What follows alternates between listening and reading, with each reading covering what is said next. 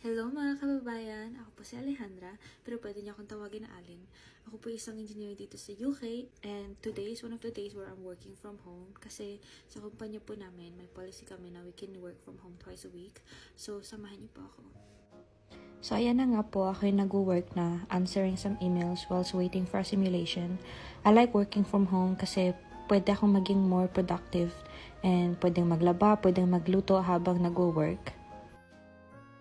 So here I am, charring some aromatics for the lunch I'm going to be making. And it's pho, which is a Vietnamese noodle soup base. And yan, naglalagay lang ako ng patis, ng asukal. Pwede akong mag-share ng recipe because I really like this one. It's very easy to do, especially in a pressure cooker, which reduces the cooking time by a half. And then, this is me eating pasta, quick lunch, habang chinecheck ko yung simulation ko kung gumagana ba or baka magka-error later. So, I have to always be checking it and making sure it's still running.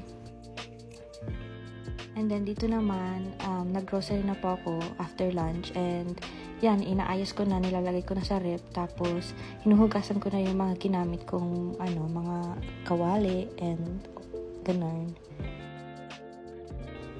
Tapos after work, usually I work out at like 9 p.m. kasi ang dami pang tao after work mga 5 p.m. Kaya doon na lang ako sa less crowded time.